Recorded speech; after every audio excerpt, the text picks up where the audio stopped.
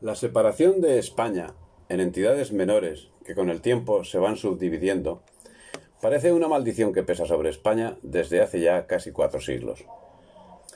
La pregunta es si esa realidad que nos tiene divididos en 2 docenas de países independientes es positiva para alguno de nosotros y si la misma es consecuencia de nuestra voluntad o acaso hemos sido abocados por los intereses de otros. La primera gran división, la acaecida en 1640, es objeto de estudio aparte en el monográfico La crisis del siglo XVII, que en algún momento también compartiré. Ahora nos centraremos en la acaecida durante la segunda década del siglo XIX, que dio al traste con una organización jurídica global que garantizaba el bienestar y la prosperidad de medio mundo, y cuya acción significó la caída en el foso de la involución a todos los pueblos hispánicos. América siempre fue una entidad política diferenciada y unida por la corona a la España europea. De hecho, a la patria se la identificó como Reino de las Españas hasta la Constitución del año 1869, cuando finalmente pasó a denominarse Reino de España. Sin embargo, la propaganda ilustrada, base de los conceptos políticos e ideológicos de las potencias europeas, se esmera desde ya siglos en obviar este asunto, presentando los reinos de Indias como colonias. Pero lo cierto es que las leyes siempre hablaron de provincias, reinos, señoríos, repúblicas, imperios y territorios de islas y tierra firme, incorporados a la corona de Castilla, que no podían enajenarse. Así, en el libro tercero, título primero, ley primera de la recopilación de leyes de Indias, puede leerse: el emperador Don Carlos en Barcelona a 14 de septiembre de 1519, el mismo y la reina Doña Juana en Valladolid a 9 de julio de 1520, en Pamplona a 22 de octubre de 1523, y el mismo emperador y el príncipe gobernador en Monzón de Aragón a 7 de diciembre de 1547, don Felipe II en Madrid a 18 de julio de 1563, don Carlos II y la reina gobernadora en esta recopilación, que las Indias occidentales estén siempre unidas a la corona de Castilla y no se puedan enajenar. Y mandamos que en ningún tiempo puedan ser separadas por nuestra real corona de Castilla, desunidas ni divididas en todo o en parte, ni a favor de ninguna persona, y considerando la fidelidad de nuestros vasallos y los trabajos que los descubridores y pobladores pasaron en su descubrimiento y población, para que tengan mayor certeza y confianza de que siempre estarán y permanecerán unidas a nuestra real corona. Prometemos y damos nuestra fe y palabra real por nos y los reyes, nuestros sucesores, de que para siempre jamás no serán enajenadas ni apartadas en todo o en parte sus ciudades ni poblaciones por ninguna causa o razón a favor de ninguna persona. Y si nos o nuestros sucesores hiciéramos alguna donación contra lo susodicho, sea nula y por tal la declaramos. Ese principio humanista que se refleja desde los primeros momentos del descubrimiento implicaba el reconocimiento de la igualdad que la corona aplicaría en todo su imperio, aspecto que es reconocido por la Academia de la Historia de la República Argentina, cuando señala: el principio de la incorporación de estas provincias implicaba el de la igualdad legal entre Castilla e Indias, amplio concepto que abarca la jerarquía y dignidad de sus instituciones. Por ejemplo, la igualdad de los consejos de Castilla y de Indias, como el reconocimiento de iguales derechos a sus naturales y la potestad legislativa de las autoridades de Indias, que crearon el nuevo derecho indiano, imagen fiel de las necesidades territoriales. Idea que también es recogida por otros estudiosos del derecho hispánico, quienes, como Héctor Gros Espiell, nos señalan: la tradición jurídica española, en lo que se refiere a los derechos humanos, fruto de un proceso que afirmó en la península ibérica, quizá antes que en otros estados europeos, las ideas de libertad e igualdad, y aseguró su reconocimiento y protección jurídicos, y que luego, en el momento del descubrimiento, reiteró y universalizó estos conceptos aplicándolos a la nueva situación, por obra en especial de los grandes teólogos católicos del siglo XVI.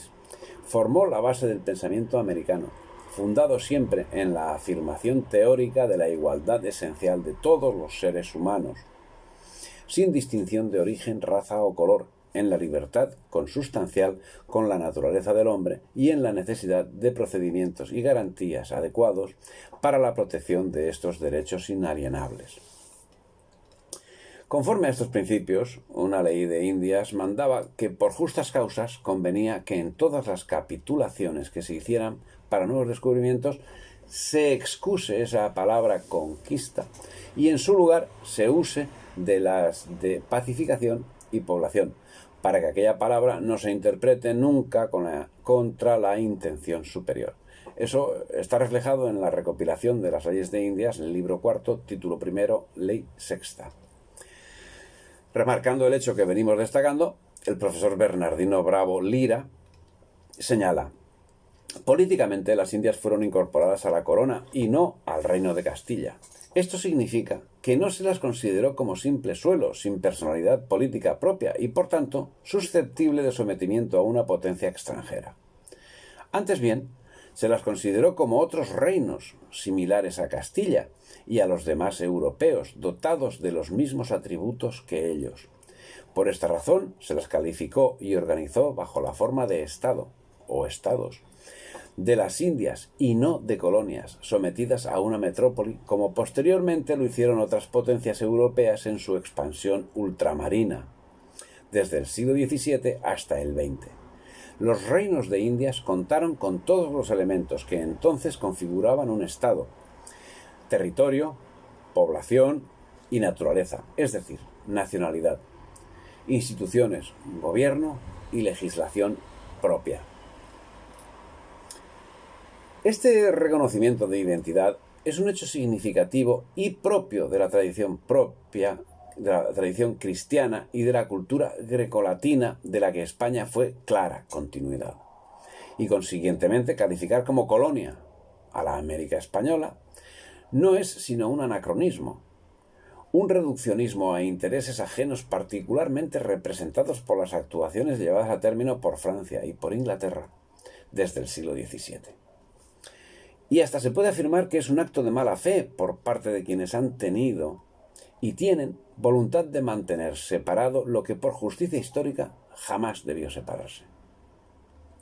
Así, el decreto de 22 de febrero de 1809, que es citado por los autores británicos como un logro de los constitucionalistas, en ningún momento representa una variación en el estatus de América, sino un nuevo reconocimiento de una realidad que venía siendo efectiva desde el descubrimiento. Y decía un agente británico, O'Leary: los vastos y preciosos dominios que la España posee en las Indias no son propiamente colonias o factorías como las de otras naciones, sino una parte esencial e integrante de la monarquía española. Eso lo decía O'Leary. En este orden de cosas, los autores que, como Cayetano Núñez Rivero, acuden a las fuentes historiográficas, no dudan en señalar que la primera calificación que se da en Castilla a los territorios americanos es el de señorío de islas y tierra firme del mar Océano, pasando a denominarse reinos durante el mandato de Carlos I, denominación que se posibilitó en gran medida en virtud de la transformación de la monarquía hispánica en imperio, primero con Carlos I y posteriormente con el concepto de monarquía universal católica instaurado por Felipe II y continuado por los siguientes monarcas de la Casa Habsburgo españoles. Siendo así, nunca fueron entendidos los territorios conquistados por España como carentes de derechos y sus habitantes fueron considerados, ya con la reina Isabel, vasallos de la corona. Por ello, las Indias, a las que desde el siglo XVII se las viene conociendo como América, debían fidelidad solo al rey, que gobernaba a través de las instituciones creadas al efecto, regidas por los funcionarios designados también al efecto. Esos funcionarios, que no actuaban como posteriormente actuarían los funcionarios de Francia o de Inglaterra en sus dominios, que sí eran colonias, lo hacían como funcionarios de sus respectivos reinos, sujetos no a una metrópoli, como era el caso de aquellos, sino a la autoridad del rey, al mismo nivel que lo hacían los demás virreinatos que acompañaban a la monarquía, dentro y fuera de la península ibérica. Formaban parte del entramado administrativo de la monarquía y los vasallos de los virreinatos americanos no poseían derechos inferiores a los gozados por los vasallos de los virreinatos peninsulares. Con esos principios, los caciques eran equiparados a los nobles o hijosdalgos de Castilla. Un derecho que nos confirma un hecho trascendente que no se limita a las más altas estructuras de los reinos prehispánicos, sino que permeabiliza toda la sociedad. Por su parte, los funcionarios virreinales cumplirían su misión atendiendo la enorme extensión de las nuevas provincias, que iban creciendo al compás de los tiempos. En 1534 se creaba el Virreinato de la Nueva España, que incluía la Capitanía General de Guatemala, cuya jurisdicción se extendía a toda América Central. Su extensión sobre los 2,5 millones de kilómetros cuadrados. En 1542 fue creado el Virreinato del Perú, que con una extensión de unos 2 millones de kilómetros cuadrados incluía la Capitanía General de Chile, el Virreinato de Nueva Granada, con una extensión de 2 millones de kilómetros cuadrados, incluía la Capitanía General de Venezuela. Finalmente, en 1776, fue creado el Virreinato del Río de la Plata, que con una extensión de 5 millones de kilómetros cuadrados se extendía por los actuales Argentina, Paraguay, Uruguay, Bolivia y regiones del actual Brasil. Es interesante volver a destacar la calificación jurídica de los territorios. Virreinatos, gobernados por un virrey. La misma calificación y la misma actuación que la llevada en la península.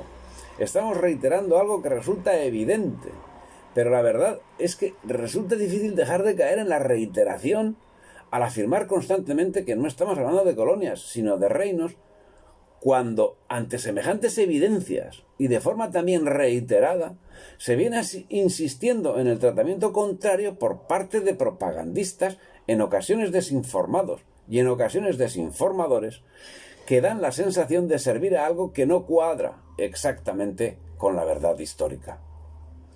No obstante, algún cambio llegó a producirse tras la Guerra de Sucesión, en la segunda década del siglo XVIII. La estructura política que aportó la dinastía borbónica en la península sustituiría los virreinatos por las provincias, manteniendo y multiplicando aquellos en América. Y como consecuencia, América no dependió nunca de España, sino que en igualdad jurídica con España contaba con un mismo monarca gozando todos los territorios de un estatus jurídico en igualdad de plano. Esa verdad queda reflejada en el dilatado cuerpo legislativo generado a lo largo de los años en que fue formándose el corpus de las leyes de Indias, producto de profundo debate jurídico que se formó desde el mismo momento del descubrimiento, y en el que ni tan solo una vez se refleja la palabra colonia o factoría. Las leyes hablan siempre de reinos, provincias, territorios, virreinatos. ¿Alguien puede arguir que ese estatus estaba reservado a los peninsulares? La respuesta, aun teniendo en cuenta los conflictos que inexcusablemente existieron, la dieron los indios con la actuación y confianza en el sistema legal, lo suficientemente arraigada como para iniciar procesos en cortes, donde con no poca frecuencia obtenían sanción favorable, dado que los tribunales, salvo en cuestiones de flagrante alteración del orden natural, reconocían la validez de las leyes nativas. Y no podía ser de otro modo cuando las leyes recogían capítulos como las siguientes órdenes que voy a relatar. Tengan muy especial cuidado del buen tratamiento, conservación y aumento de los indios. Eso está ordenado en la recuperación de las leyes de Indias, libro 3, título 3, ley 2.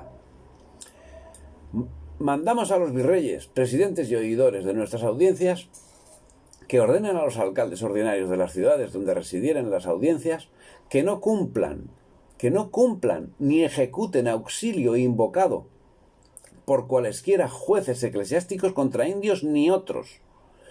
Y los jueces de los demás lugares vean si los autos están justificados por informaciones y, estándolo, los cumplan y ejecuten y no de otra forma.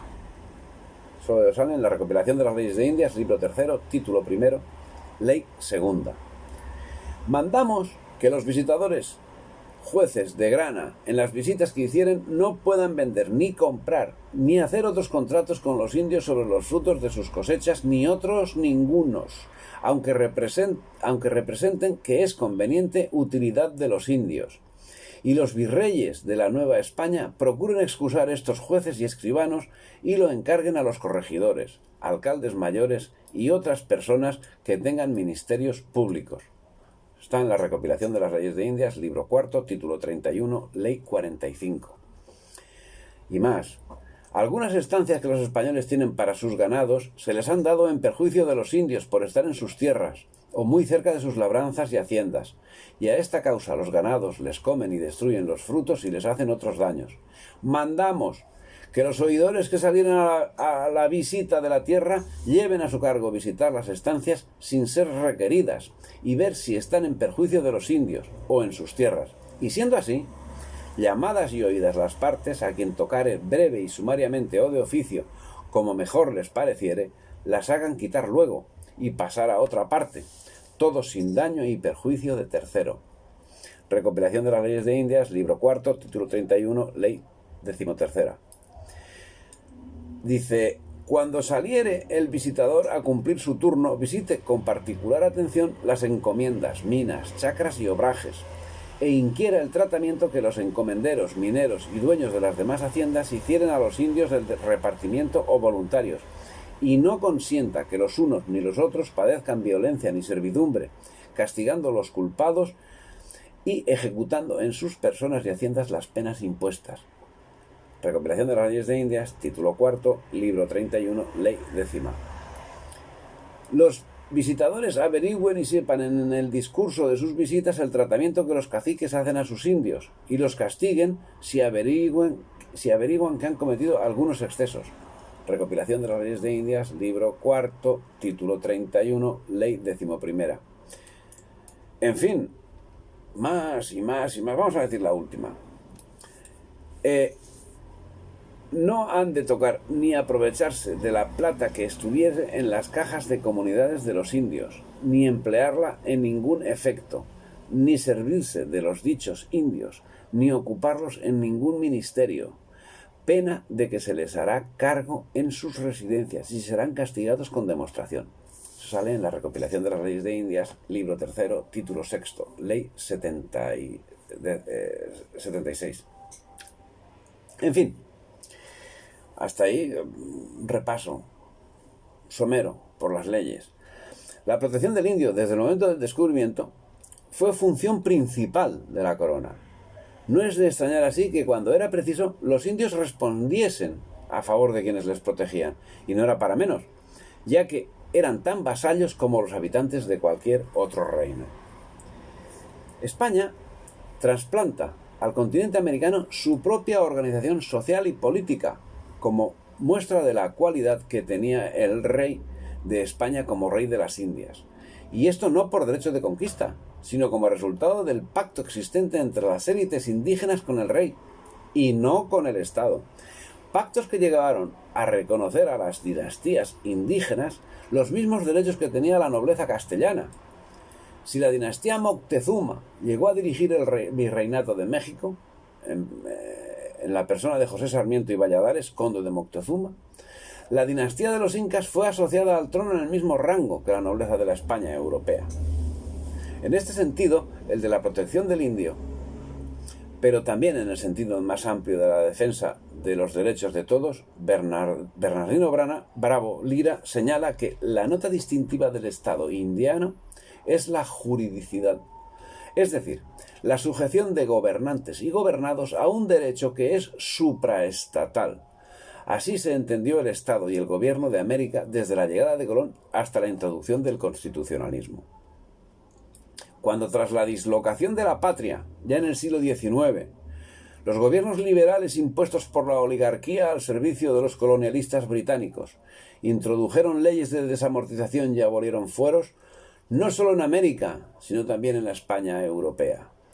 Pactos que desde siempre se llevaban a efecto incluso con los llamados indios bravos, y que, como en el caso de los mapuches, se concretarían en lo que es conocido como las Paces de Quilín, en las que, entre otras cosas, se acordó que los mapuches conservarían absoluta libertad sin que nadie pudiera molestarlos en sus territorios ni esclavizarlos o entregarlos a encomenderos.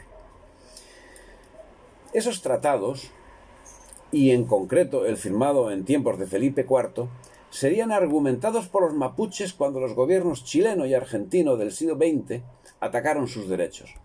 Es de destacar la actuación de los 8.000 guerreros araucanos que combatieron junto al regimiento Talavera en defensa de los derechos de España contra los separatistas San Martín y O'Higgins, en las guerras que acabaron con España en 1822.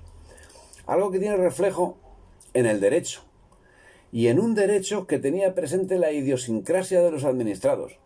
Así, las ordenanzas de 1573 sobre descubrimientos, nueva población y pacificación de las Indias reconocen aspectos que hoy parecen novedosos a la mayoría y que hoy son reconocidos por historiadores como Mónica Nicolello, quien señala la diversidad cultural, religiosa y política de las comunidades americanas, y se promueve la integración de las repúblicas de españoles y de indios sobre la base del justo título de sociedad y comunicación natural. El fin principal reconocido en la conquista era la evangelización, y al respecto las leyes imponían condiciones para llevarla a cabo. En las mismas se ordena: asienten amistad y alianza con los señores principales, procuren los pobladores que se junten y comiencen los predicadores, y no comiencen a reprenderles sus vicios, ni idolatrías, ni les quiten las mujeres, ni ídolos, porque no se escandalicen. Eso está reflejado en las leyes primera y segunda del libro cuarto, título cuarto de la recopilación de leyes de Indias, de 1680. Todo ese derecho acabaría siendo eliminado por los libertadores. Curioso, cuando menos, es el hecho de que el presidente Benito Juárez, liberal y republicano mexicano de origen zapoteca, que acabó con los bienes comunales de los indios y de los mestizos, mediante la imposición de una reforma agraria que solo beneficiaba a los ávidos por los territorios que bajo la monarquía hispánica eran privativos de aquellos. Efectivamente, lo primero que hicieron los libertadores tras la separación fue quitar a los indios estas prerrogativas, con el sano fin de difundir la igualdad, lo que les permitió hacerse con las tierras de los indígenas. Pero una de las cuestiones que aducían los libertadores para lanzarse a la aventura de la separación era que los altos cargos de la administración no recaían en americanos, algo que es del todo falso. Como muestra un botón, el primer mestizo que llegó a virrey de la Nueva España fue José Sarmiento y Valladares, ya citado, conde de Moctezuma y de Tula, quien gobernó de 1696 a 1701. Sarmiento obtuvo los títulos nobiliarios al casarse en España con María Andrea Jerónima Moctezuma, tercera condesa de Moctezuma. La botonadura completa es difícil exponerla. Solo señalar lo apuntado 3 párrafos atrás. El 70% de los cargos más encumbrados de la administración provincial estaba detentado por indígenas. Pero si de lo que hablamos es de la presencia de criollos en la administración, que parece el argumento de los libertadores, pueden encontrarse bastantes ejemplos que también tiran por tierra el argumento. Uno de ellos puede ser la familia Sánchez de Orellana, quizá la más poderosa de la presidencia de Quito durante los siglos XVII y XVIII. Comenta el historiador Francisco Núñez del Arco que alcaldes ordinarios, tenientes de corregidores, justicias mayores, regidores perpetuos, maestres de campo, generales de caballería, capitanes de caballería ligera de milicias de Quito, etc.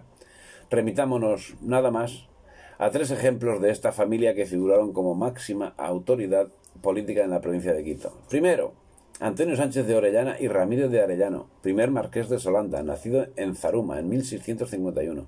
Fue maestre de campo, gobernador y capitán general de Maínas, y corregidor y justicia mayor de Loja. Segundo, Fernando Félix Sánchez de Orellana y Rada, tercer marqués de Solana, nacido en La Tacunga en 1723. Fue el único quitense, criollos de otras partes de América los hubo, que ocupó la presidencia de la Real Audiencia de Quito, a pesar de haber estado prohibido por la corona que los nacidos en las jurisdicciones pudiesen llegar a esos cargos en los mismos lugares, a fin de evitar nepotismo y tráfico de influencias. Entre 1745 y 1753. Es decir, llegó a la presidencia a los 22 años, quizá el más joven en ese puesto, el máximo cargo político en nuestro territorio entonces. Tercero, Clemente Sánchez de Orellana y Riofrío, primer marqués de Villa Orellana, nacido en Cuenca, de Ecuador, en 1709. Además de haber sido alcalde ordinario de su población natal varias veces, fue corregidor de Cuenca, de Ecuador, gobernador del Cabildo de Quito, alguacil mayor de la Inquisición de Loja, además maestre de campo. Clemente Sánchez de Orellana sería uno de los más significados separatistas de Quito. Bien, lo que sí era corriente, con alguna excepción desde tiempos de los reyes católicos, es que ningún virrey de ningún virreinato de la corona ejerciese su función en el territorio del que era originario, y con el claro objetivo de minimizar la posibilidad de corruptelas. Algo que, por cierto, hacía que los naturales se sintiesen protegidos de las pretensiones de la oligarquía criolla, hasta el extremo de llegar a producirse conflictos sociales en defensa de esa medida.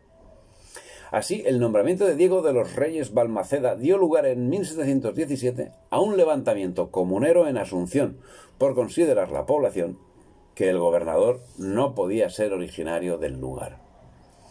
Sin lugar a dudas, hay muestras de que se actuaba en orden al justnaturalismo que siempre marcó las leyes, y que se refleja en el siglo XVI en la proclamación de los derechos del hombre y de la creación del derecho internacional, tan solo 2 siglos antes de la Revolución Francesa. Se podrá aducir, sin embargo, que estamos hablando de una época en la que el absolutismo era el sistema imperante en el imperio. Pero resulta que el absolutismo no significa que el poder del rey sea ilimitado, siendo que el repaso de las anteriormente citadas leyes de Indias puede resultar un buen ejercicio para abonar esa afirmación. Monarquía absoluta existía en España, y monarquía absoluta existía, por ejemplo, en Francia, pero no estamos hablando de la misma casuística, porque la monarquía absoluta española estaba mucho más limitada que la francesa.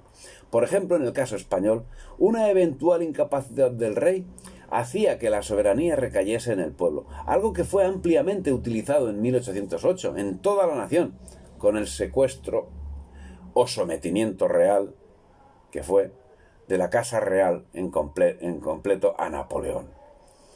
Esa situación produjo que se creasen juntas reasumiendo la soberanía nacional.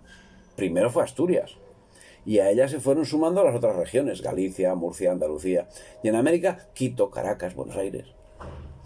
Así, al hablar del absolutismo, debemos considerar el caso español en su casuística, del mismo modo que al estudiar la Edad Media, no podemos aplicar la casuística europea donde, tomando solo un aspecto llamativo como es el vasallaje, las diferencias son absolutas. Así también en la Edad Moderna, en el régimen absolutista español, el poder real está encuadrado en un derecho que es anterior y superior al gobernante, aspecto que además tiene reflejo en la literatura, de la que es un exponente de referencia, por ejemplo, Calderón de la Barca. Y la legislación generada se precavía contra vicios como la prevaricación y el tráfico de influencias, aspectos que quedaban reflejados en las propias leyes cuando decretaban.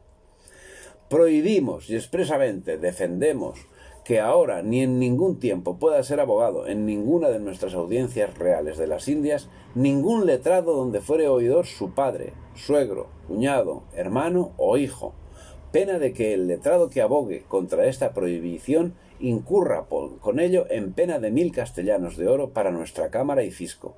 Y mandamos que no sea admitido a la abogacía el que estuviere impedido por esta razón, y todo lo susodicho también se entienda si fuere pariente en los grados referidos del presidente o fiscal de la audiencia. Eso sale en la recopilación de las leyes de Indias, libro 4, título 25, ley 28. El derecho era la base de las relaciones dentro de la corona, y tomó forma en las Cortes de Indias, similares a las Cortes peninsulares, donde eran jurados los herederos del trono de las Españas. Estas cortes estaban extendidas por toda América con 4 sedes: Santo Domingo, Santiago de Cuba, México y el Cuzco. Se arguirá que a las mismas tenían acceso las personas que estaban más de acuerdo con el poder establecido y cumplían las expectativas del sistema, pero esa cuestión creo que merece un tratamiento aparte. Vivimos en un mundo que desde la Ilustración tiende a la uniformidad. Frente a ella debe ser destacada la organización política de la monarquía española, que se basaba en la existencia de unos virreinatos dotados de gran autonomía para su funcionamiento, en los que el aparato del Estado tomaba cuerpo en la persona del virrey como representante directo, pero también en consejos y órganos de gobierno con atribuciones concretas. El virrey era el máximo representante de la corona, pero con atribuciones de gobierno propio, separado del resto, y dependiente directamente del rey, con la asistencia especializada del Supremo Consejo de Indias, creado en 1524, y con atribuciones similares a las que tenía el Consejo de Castilla, el de Aragón o el de Sicilia. En América, a lo largo de la conquista, España literalmente se expandió en todos los ámbitos, incluso en los relativos a la organización social y política, justo en un momento de gran ebullición social que consiguientemente también propició, en esencia, los mismos grandes cambios en la propia península, en una acción que remarca la esencial unidad entre las Españas. Y es que, en esencia, ese trasplante que señalamos existió en América, lo era de una esencia nueva, incluso en aquellos términos que, como la encomienda, se implantaban en América, mientras eran erradicados en la España peninsular. La implantación del nuevo derecho no representó así la eliminación del derecho autóctono, sino la organización jurídica que acabó vertebrando toda la sociedad y que procuraba facilitar la vida civil con el reconocimiento como República de Indios a aquellos que deseaban permanecer más apegados a sus costumbres ancestrales. Repúblicas de indios que, como las villas y las ciudades, estaban dotadas de un cabildo, cuyas resoluciones tenían validez legal tras haber sido aprobadas por el corregidor, en igualdad de condiciones que las otras. Contrariamente a lo que luego haría el espíritu de la Ilustración, tanto el derecho consuetudinario indígena como ciertos aspectos de la organización social y política de las comunidades eran debidamente atendidos y no en pocas ocasiones asumidos, aún chocando con los intereses de determinados sectores de la población española. La ley era explícita al respecto. Los virreyes y presidentes gobernadores hagan recoger y reconocer las ordenanzas que hubieran hecho sus antecesores para el bueno y político gobierno de las repúblicas y comunidades de los indios, y se informen del modo y forma con que se han guardado. Recopilación de las leyes de Indias, libro segundo, título primero, ley 64. Y este respeto por las leyes de las comunidades locales era llevado hasta el extremo de incumplir ordenanzas reales que pudiesen ser contrarias a las leyes propias de las poblaciones, hasta el extremo que existía un principio que marcaba que las disposiciones reales hechas contra derecho o contra ley o fuero no fuesen válidas ni fuesen cumplidas. Se preservaba así, en todo lo que no contradecía el justnaturalismo, las costumbres locales que en no pocos casos prevalecían sobre la legislación específica de Indias.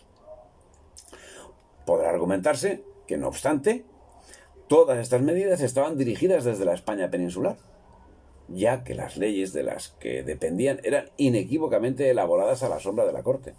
Y hay más. La propaganda británica de la segunda década del siglo XIX afirmaba que los suramericanos no tenían existencia política y casi se les negaba el derecho a pensar. Ante semejante pensamiento, por otra parte totalmente plausible, se impone la realidad, que ya ha sido expuesta más arriba y que queda completada con el hecho de la redacción de las leyes, siendo que el estudio científico del derecho se inicia en América en 1551. Démonos cuenta cuánto tiempo había pasado desde el descubrimiento. Pues en 1551 se crean las unidades de México y Lima. La de México contó con cátedras de cánones, decretos, leyes e institutas, y la de Lima de leyes, institutas, prima y vísperas de cánones. Estudios que no tuvieron parangón en las universidades que los europeos fundaron en América. Sencillamente porque no fundaron ninguna. De todo lo expuesto, y siguiendo a Fernando Álvarez Balbuena, se deduce que en 1808, como en 1520, en aquellas tierras gobernaba el rey por medio de las mismas instituciones que en España. Virreinatos, capitanías generales, reales audiencias y reales chancillerías, igual que lo hacía en Valladolid, en Cataluña, en Sevilla. Por lo tanto, su separación de España fue una dolorosa y traumática ruptura de la gran unidad nacional que componía aquel imperio, hoy triste e injustamente denostado aún por los propios españoles de un lado y otro del Atlántico. Y en el momento de la invasión napoleónica, cuando las comunicaciones transatlánticas estaban casi decapitadas o decapitadas del todo, los españoles americanos tuvieron especial significación en las instituciones, siendo que hasta 6 de ellos fueron presidentes de las Cortes. En otros tantos periodos. Otros 6 fueron vicepresidentes, y 1 secretario, y 3 participaron en la redacción de la Constitución, de la Pepa. 13 novohispanos asumieron la más alta representatividad en las Cortes de Cádiz. En la explosión de la Gran Asonada Francesa, y al mismo tiempo, los ayuntamientos de América del Sur expresaron de inmediato su lealtad y apoyo a la monarquía española. En septiembre de 1808, el Ayuntamiento de Santiago de Chile, por ejemplo, declaró: la lealtad de los habitantes de Chile en nada degenera de la de sus padres. Solo queremos ser españoles y la dominación de nuestro incomparable rey. Bueno, el 22 de noviembre de 1808, el Ayuntamiento de Guayaquil accedió a enviar comisionarios a los pueblos de esta provincia con el fin de obtener ayuda para nuestros hermanos españoles que se hallan peleando por la defensa de nuestra religión santa y del rey legítimo que nos ha dado la providencia. Los ayuntamientos de otras ciudades, capitales y pueblos más pequeños a lo largo y ancho de América también expresaron su compromiso con la fe, el rey y la patria, y recaudaron fondos para apoyar la lucha de las fuerzas españolas contra el invasor francés. Pero no es solo la representación, no es solo el derecho de los españoles americanos, indios y criollos incluidos. También en el terreno de la cultura podemos citar a quienes forman parte del siglo de oro de la literatura española. El Inca Garcilaso de la Vega, mestizo que nace en América y va a morir a España. Y otros apellidos nos muestran la grandeza: Tezozomoc, Ixtlilxochitl, Guamampoma, Pachacuti Yamqui y Mateo Alemán, nacido en la España europea que terminó su vida en México. ¿Quién puede tener dudas al respecto de esa realidad? Parece manifiesto que de no haber sido ese el sentimiento general, nunca España hubiese podido conformar el imperio, porque, como señala Felipe Ferreiro, España no tenía tropas de ocupación en América. Y por lo tanto, si antes de 1810 los americanos hubieran sentido verdaderos deseos de independizarse, no tenían por qué esperar a que España se hallara debilitada por la invasión napoleónica para proceder al alzamiento. Otro ejemplo: a principios del siglo XIX, los peninsulares avecindados en la parte española del continente no alcanzaban a 300.000 miembros, mientras la población total en esa zona era de 15 a 16 millones de hombres. De modo que los peninsulares podían ser aplastados literalmente cuando quisieran los americanos. Y si eso no ocurrió, es también porque unos con otros se llevaban perfectamente. Pero es que además, conjeturas y demostraciones de hechos aparte, tenemos testimonios del momento.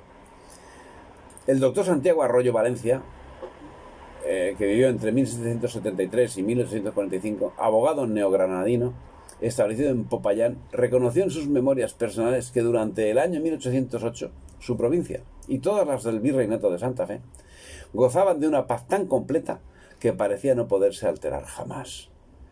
Las periódicas ceremonias de jura de fidelidad a los reyes de las Españas, los besamanos de los virreyes, las sucesiones ordenadas de los gobernadores provinciales y la cotidianidad de las ceremonias eclesiásticas anunciaban un estado de reposo social que no parecía turbarse por suceso alguno. Bien, alguien tan poco dudoso como Alfonso López Michelsen, presidente de la República de Colombia entre 1974 y 1978, dejaría escrito para la posteridad en su obra El Estado Fuerte: la paz, la cultura y el progreso de nuestro continente durante los siglos XVI, XVII y XVIII fueron el fruto de un intervencionismo de Estado antiindividualista en toda la acepción del vocablo. Pero en 1805, Trafalgar da el golpe de gracia a las comunicaciones atlánticas de España, a partir del cual se desarrolló todo el proceso posterior. La aniquilación de la flota española en Trafalgar tuvo consecuencias nefastas al dejar el mar expedito únicamente a los barcos británicos, quienes no encontraron obstáculo para difundir en América las noticias que resultaban más favorables para la consecución de sus objetivos, tergiversándolas a placer y con garantía total de éxito. Y llegó 1814. Los americanos pensaron en la paz y la unidad con la restauración de la monarquía tradicional. Consecuencia de ello fueron las misiones, como la que desde Buenos Aires encabezaron Belgrano y Sarratea, portadora de un memorial que decía: el pueblo de España no tiene derecho sobre los americanos. El monarca es el único con el cual celebraron contratos los colonos de América. De él solo dependen, y él solo es quien los une a España. La ley de Indias es la mejor prueba del derecho de las provincias del Río de la Plata. La ley en cuestión es el contrato que el emperador Carlos V firmó en Barcelona el 14 de septiembre de 1519 a favor de los conquistadores y colonos. Bien, a partir de entonces, la hecatombe.